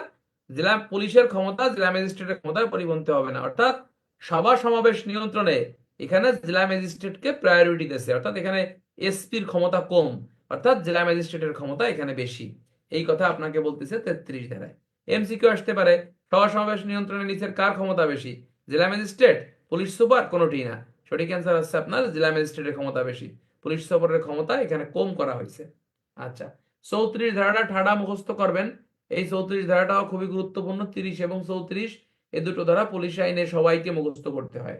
অর্থাৎ এখানে অনিস খোরা মারাপু মোট 8টি ক্ষেত্রে পুলিশ আইনে 34 ধারা মোতাবেক বিনা পরোয়ানায় গ্রেপ্তার করা যায়। যদি কোনো ব্যক্তি এই ধারার বর্ণিত বিধানসমূহ সরকার কর্তৃক যে শহরে বলবৎ বা যেখানে প্রযোজ্য হয়েছে সেখানে কোনো রাস্তায় বা প্রকাশ্য স্থানে নিম্নলিখিত অপরাধ যদি করে, সেক্ষেত্রে কি বাসিন্দাদের বিরক্ত, অসুবিধা বা বিঘ্ন সৃষ্টি করে, সেই ক্ষেত্রে তাহার অনূর্ধ্ব 50 টাকা জরিমানা। কত বলতেছে? অনূর্ধ্ব 50 টাকা পর্যন্ত জরিমানা অথবা 8 দিন সশ্রম বা বিনাশ্রম কারাদণ্ড তার হবে। ঠিক আছে কিনা? এবং যে কোনো পদের পুলিশ কর্মচারী তাকে বিনা পরোয়ানায় গ্রেপ্তার করে আদালতে সোপর্দ করতে পারবে। কে পারবে? যে কোনো পদের পুলিশ কর্মচারী। ঠিক আছে কিনা? এই অনিস খোরা মারাপু সবাইকেই মুখস্থ করতে হবে। কি করতে হবে? অনিস খোরা মারাপু সবাইকেই মুখস্থ করতে হবে করে বে। সুতরাং এটাকে ফাঁকি দেওয়ার সুযোগ নাই। অর্থাৎ এখানে মোট 8টা পয়েন্ট আছে। এই 8, এখান থেকে প্রশ্ন যেটা একটা ভেজালে প্রশ্ন আসে সেটা হচ্ছে যে পুলিশ আইন অনুসারে পুলিশের প্রতিরোধমূলক কার্য সমূহ কি কি। তা পুলিশ আইন অনুসারে পুলিশের প্রতিরোধমূলক কার্যই হচ্ছে পুলিশ আইনের 34, 34-এর ক, পুলিশ আইনের 23 ধারা। এছাড়া পুলিশ আইনের 17, 18, 19 এগুলো পুলিশের প্রতিরোধমূলক কাজ। ঠিক আছে কিনা? আর কোন কোন পদের অফিসার এই প্রতিরোধমূলক কাজে অংশগ্রহণ করতে পারে? 23 ধারায় সকল পদের অফিসার পারে, 34 ধারায় সকল পদের অফিসার পারে, 34-এর কতে SI/সার্জেন্ট পদমর্যাদা নিম্ন নয় এমন অফিসার পারে। এই হলো মূল কথা। আর 30 ধারায় আপনাকে 30-এর কয়ে পারে হচ্ছে আপনার এই পুলিশ সুপার পারে, সহকারী পুলিশ সুপার পারে, ইন্সপেক্টর পারে, ওসি পারে। এই ধারাগুলো আমাদের স্পেসিফিক লিখতে হয়। এই প্রশ্নটা প্রায় পরীক্ষায় আসে যে সভা সমাবেশ নিয়ন্ত্রণে বা হচ্ছে মানে এই অপরাধ প্রতিরোধে কোন কোন পদের অফিসার ভূমিকা কোন কোন ক্ষেত্রে কতটুকু, তখন ওই ধারাগুলো আপনাকে লিখতে হবে। 34 ধারা এখন আর কোশ্চেন এগুলো পারবেন, আবার পারেন জানেন। অর্থাৎ কারো যদি 34 ধারা মুখস্থ না থেকে থাকে, আপনি ডাইরেক্ট এটা মুখস্থ করে ফেলবেন। 34-এর কথা বলতেছে চিত্ত বিনোদনের প্রবেশের স্থলে, অর্থাৎ যেখানে মানুষ গান বাজনা হয়, আনন্দ ফুর্তি করে, টিভি সিনেমা, হ্যাঁ, এই ক্ষেত্রে আপনাকে বলা হচ্ছে যে পুলিশ আইনের এই 34-এর কতে সার্জেন্ট অবলেক ইয়ার কম না, কি বলতেছে যে ওই ইসের কম না, আরে ওই এসআই এর কম না এমন অফিসারের মাধ্যমে আছে আপনাকে ই করতে হবে। কি বলতেছে যে আপনার এই বিনা পরোয়ানায় গ্রেপ্তার করতে হবে। অন্য কেউ বিনা পরোয়ানায় গ্রেপ্তার করলে কিন্তু এখানে আপনার হবে না, ঠিক আছে কিনা? অন্য কেউকে বিনা পরোয়ানায় গ্রেপ্তারের ক্ষমতা কিন্তু এখানে দেয়া হয়নি। সুতরাং সুতরাং হচ্ছে ওইটা আপনাকে মুখস্থ করতে হবে। 34 ক আপনারা জেনে ফেলছেন। এখন এটা শাস্তি সহকারে আমাদেরকে একটু মনে রাখতে হবে। 34 কতে বেসিক্যালি যে জিনিসটা বলতেছে সেটা হচ্ছে যে যদি অপরাধ প্রমাণিত হয় যে অতিরিক্ত মূল্যে ওই ব্যক্তি টিকিট বিক্রি করছে, সেই ক্ষেত্রে তাকে বলতেছে যে এই 3 মাসের বেতন বলতেছে 3 মাস পর্যন্ত কারাদণ্ড বা 100 টাকা পর্যন্ত জরিমানা দণ্ড বা উভয় দণ্ডের বিধান কিন্তু এখানে রাখা হয়েছে। কি বলতেছে?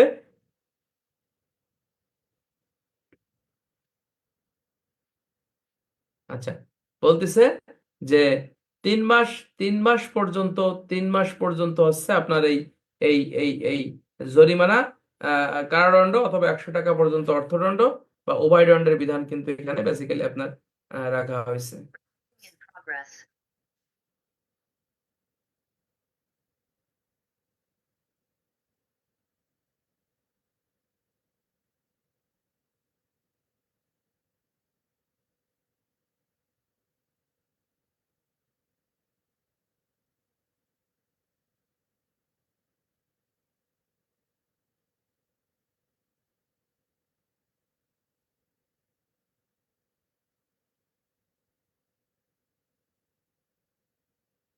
হ্যাঁ মান বলো। হ্যাঁ আসতেছি। কোথায় যাবা? যাবা কোথায়?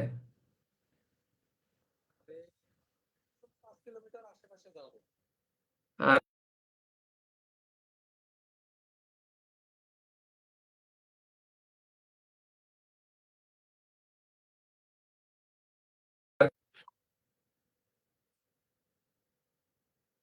আচ্ছা, তাহলে এখানে এই এই যে যে এখানে আপনাকে বলতেছে যে ম্যাজিস্ট্রেটের ক্ষমতা এই শাস্তিটা আমাদেরকে মুখস্থ করতে হবে। তাহলে আমি একটা জিনিস আপনাদেরকে শেখাবো, সেটা হচ্ছে পুলিশ আইনের 34, 34-এর ক, পুলিশ আইনের 29, পুলিশ আইনের 32, এই ধারা শাস্তিগুলো আপনাকে মুখস্থ করতে হবে, ঠিক আছে? শাস্তিগুলো মুখস্থ করতে হবে, কেননা শাস্তি সহকারে আমাদের পদোন্নতি পরীক্ষায় আমাদের আসবে। আচ্ছা, 35 ধারা আপনাকে বলতেছে কনস্টেবল পদের কোনো পুলিশ কর্মচারীর বিরুদ্ধে এই আইন মতে কোনো অভিযোগ উত্থাপিত হইলে কেবলমাত্র ম্যাজিস্ট্রেটের ক্ষমতা প্রয়োগ করতে সক্ষম এইরূপ কোনো অফিসার দ্বারা তাহার তদন্ত কিংবা অপরাধ নির্ণয় করতে। অর্থাৎ কনস্টেবলের উপর পদের কোনো অফিসারের বিরুদ্ধে যদি কোনো অভিযোগ উত্থাপিত হয়, সেক্ষেত্রে এএসপি রা সাধারণত তদন্ত করে থাকে, ঠিক আছে কিনা? এবং তদন্ত বা অপরাধ নির্ণয় করতে হয়। তাহলে কনস্টেবলের উপর পদের অফিসে তদন্ত কে করে? এএসপি থেকে আপারটা করবে, অন্য কেউ কিন্তু বেসিক্যালি আপনার পারবে না। ক্লিয়ার? আচ্ছা, পুলিশ আইনের 36 ধারায় আপনাকে বলতেছে যে একই অপরাধে দুইবার শাস্তি নিষিদ্ধ। অর্থাৎ একটা অপরাধে আপনার বিচার চলছে, ওই সেম অপরাধে পুনরায় আপনি কি করতে পারবেন না? আপনি ওই অপরাধের বিচার কার্যক্রম করতে পারবেন না, অর্থাৎ আপনাকে এটাকে নিষেধ করা হয়েছে। একসাথে দুইটা অপরাধের বিচার আপনি করতে পারবেন না। একসাথে দুইটা অপরাধের বিচার আপনি করতে পারবেন না। যদি আপনি এটা করেন, অর্থাৎ একই অপরাধে দুইবার বিচার সম্পূর্ণ নিষিদ্ধ। একই অপরাধে দুইবার বিচার সম্পূর্ণ নিষিদ্ধ, ঠিক আছে কিনা? এবং এখানে একটা জিনিস আপনাকে বলতেছে যে যদি পুলিশ আইন যদি যদি কোনো পুলিশ সদস্য এমন অপরাধ করে যে ভিন্ন অপরাধে বিচার করলে শাস্তি তার বেশি হবে, পুলিশ আইনে কম হবে, সেক্ষেত্রে ভিন্ন আইনে তার বিচার করা যাবে, কোনো সমস্যা নাই, ঠিক আছে? তবে একই একটা অপরাধে পুলিশ সদস্যদের একবার বিচার হয়ে গেলে ওই অপরাধের জন্য পুনরায় কিন্তু আর বিচার করা আপনাকে যাবে না। আচ্ছা, এখানে আর তেমন কোনো পুলিশ আইন শেষই। পুলিশ আইনের 42 ধারায় বলতেছে যে পুলিশ অফিসারের বিরুদ্ধে মামলা দায়ের সংক্রান্ত, অর্থাৎ পুলিশ অফিসারের বিরুদ্ধে কোনো মামলা দায়ের করতে গেলে আপনাকে বলতে 3 মাসের মধ্যে করতে হবে এবং 1 মাস পূর্বে পুলিশ সুপারকে বিষয়টা জানাতে হবে। এটা কিন্তু গুরুত্বপূর্ণ। কয় মাসের মধ্যে করতে হবে? 3 মাসের মধ্যে করতে হবে। কত মাস পূর্বে জানাইতে হবে? বলতেছে 1 মাস পূর্বে বিবাদী পুলিশ সুপারকে বিষয়টা অবগত করবে। আর পুলিশ কর্মকর্তার বিরুদ্ধে হচ্ছে আপনার অভিযোগ দায়ের। কোনো বিশেষ কার্যের কারণে কোনো পুলিশ কর্মকর্তার বিরুদ্ধে অভিযোগ দায়ের করতে হলে কোন পুলিশ কর্মকর্তার নামে মামলা দায়ের করা হইলে ম্যাজিস্ট্রেট বা ওয়ারেন্ট বলে উহা করিয়াছে বলিয়া আত্মপক্ষ সমর্থন বা ডিফেন্স প্রমাণ এটা গ্রহণযোগ্য হবে। এগুলো দরকার নাই, এটা এমসিকিউর জন্য গুরুত্বপূর্ণ যে কয় মাস পূর্বে মামলা করতে হবে? 3 মাসের মধ্যে করতে হবে। কয় মাস পূর্বে পুলিশ এসপি কে জানাইতে হবে? স্যারকে জানাইতে হবে। বলতেছে যে আপনার 1 মাস পূর্বে বেসিক্যালি আপনাকে এটা জানাইতে হবে, ঠিক আছে? আচ্ছা, পুলিশ আইনের 44 ধারা, এটা গুরুত্বপূর্ণ, এটা সবাই জানেন যে জেনারেল ডায়েরি, জেনারেল ডায়েরিকে পুলিশের রক্ষা কবচ বলা হয়। আর জেনারেল ডায়েরি 200 পৃষ্ঠা বিশিষ্ট হয়ে থাকে। আর জেনারেল ডায়েরি হচ্ছে আপনার এই পুলিশের সকাল 7টা 59 থেকে 8টা পর্যন্ত সকল তথ্যগুলো এখানে 8টা to 8টা সকল তথ্যগুলো বেসিক্যালি এখানে লেখা হয়ে থাকে। আর জেনারেল ডায়েরি সাধারণত ওসির তত্ত্বাবধানে পরিচালিত হয়। তখন সকল পদের পুলিশ অফিসারই জেনারেল ডায়েরি রেকর্ড করতে থাকে। জেনারেল ডায়েরি পুলিশের অন্যতম আইনগত ভিত্তি হিসেবে কাজ করে সকল কাজকর্ম করার ক্ষেত্রে। পিআরবি আপনার 377, পুলিশ আইনের 44, কার্যবিধি 154, 155 বিধি অনুযায়ী এই বিষয়টা বেসিক্যালি পরিচালিত হয়। আমি এখন কিছু নোট তোমাদেরকে বলি, এটা মুখস্থ করো বা একবার লিখে শুনে রাখো। সেটা পুলিশ আইনের প্রশ্ন যেটা আসে যে পুলিশ আইনে কোন কোন ক্ষেত্রে বিনা পরোয়ানায় গ্রেপ্তার, এটা পারবেন। 34 ক পুলিশের প্রতিরোধমূলক কাজগুলো কি কি, 34 ক 23, 13, 14, 15, 17, 18, 19 এগুলো সবই প্রতিরোধমূলক কাজ। আচ্ছা, এরপরে হচ্ছে পুলিশের আইনে পুলিশের অসদাচরণ কোনগুলো, পুলিশের 29 ধারা পুলিশের অসদাচরণ। এরপরে সভা সমাবেশ নিয়ন্ত্রণে পুলিশের ভূমিকা কি, এটা পুলিশ আইনের 30, 30-এর ক 1, 30-এর ক 2। আচ্ছা, এরপরে একটা যেটা প্রশ্ন আসে যে অতিরিক্ত পুলিশ স্পেশাল পুলিশের পার্থক্য লেখো। অতিরিক্ত পুলিশ স্পেশাল পুলিশের দায়িত্ব কর্তব্য কি, এটা পুলিশ আইনের 13, 14, 15, 17, 18, 19 ধারা থেকে আসে। স্পেশালি যে প্রশ্নটা একটু বেশি গুরুত্বপূর্ণ সেটা হচ্ছে স্পেশাল পুলিশের দায়িত্ব কর্তব্য কি, স্পেশাল পুলিশ কোন কোন উদ্দেশ্যে নিয়োগ করা হয়, এটাও পুলিশ আইনের 17 ধারায় আপনাকে লেখা আছে। একটা তথ্য মনে রাখবেন যে স্পেশাল পুলিশ পিআরবি 674, 75, 76, অতিরিক্ত পুলিশ পিআরবি 667, 68, 69, 70। এই পিআরবি গুলো না লিখলে কিন্তু ফুল মার্ক আপনি পাবেন না। ঠিক আছে কিনা? এগুলো গ্রুপে দিলে ভালো হয়। কি গ্রুপে দেবো ভাই, বুঝতেছি না। আচ্ছা, এরপরে আমরা যেটা একটু জানার চেষ্টা করব সেটা হচ্ছে যে আপনার এই যে পুলিশ আইন অনুযায়ী ধর্তব্য অপরাধ কোনগুলো, এই প্রশ্নটা অনেকেই বোঝে না। পুলিশ আইন অনুযায়ী ধর্তব্য অপরাধ হচ্ছে আপনার পুলিশ আইনের 34 ধারা যে অপরাধগুলো, এই অপরাধগুলো ধর্তব্য কেন, কেননা এই অপরাধীকে পুলিশ বিনা পরোয়ানায় গ্রেপ্তার করতে পারতেছে।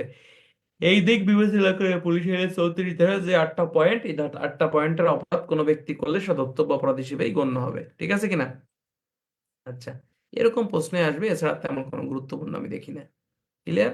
আমি কটা এমসিকিউ বলি, সবাই একটু উত্তর দেন তাহলে ভালো লাগবে। এবং কালকে থেকে আমাদের নতুন ক্লাস শুরু হয়ে যাচ্ছে সাক্ষ্য আইন এবং পিআরবির উপরে। যারা ফাঁকি ঝুঁকি দিয়েছেন যে পড়েন নাই, কিছু পারেন না, আমি আগামীকাল থেকে একটু সিরিয়াস হবেন। ক্লাস হচ্ছে রাত 9টা থেকে শুরু হবে। ঠিক আছে? ক্লাস 9টা থেকে শুরু হবে, ভালো লাগবে। এবং সাক্ষ্য আইনটা আমরা অনেক মজা করে পড়াবো যাতে সবাই আমরা বুঝতে পারি। ঠিক আছে ভাই, ইনশাল্লাহ। লা হাওলা ওয়ালা কুওয়াতা ইল্লা বিল্লাহ।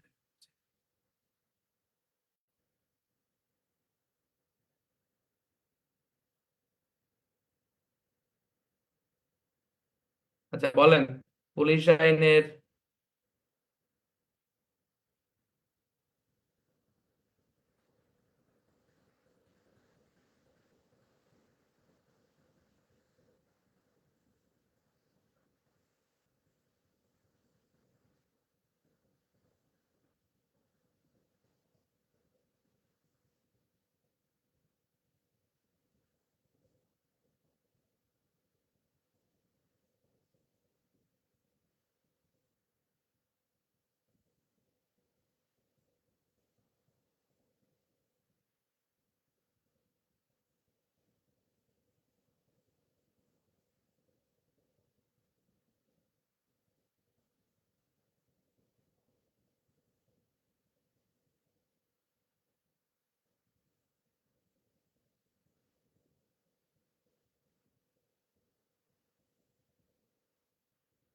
Recording stopped.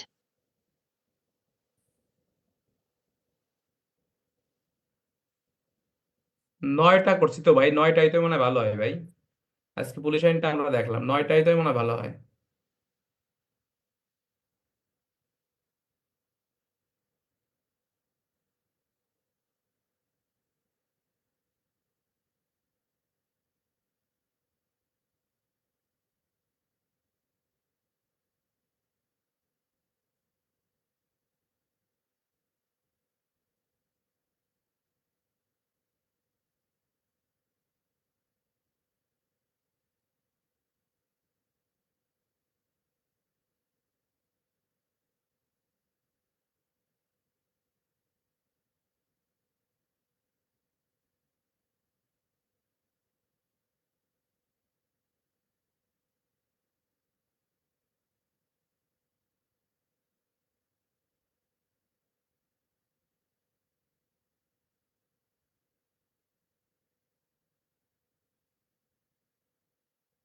কই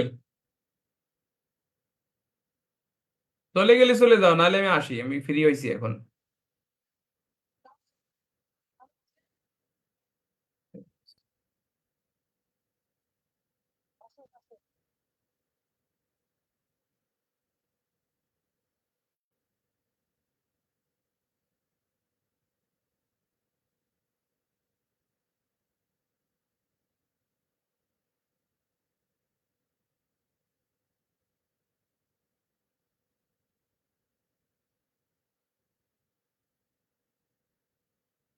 গত বছর আমরা কয়টায় পড়াইছিলাম মনে আছে? হ্যাঁ, গত বছর কয়টায় পড়াইছিলাম আমরা ক্লাস?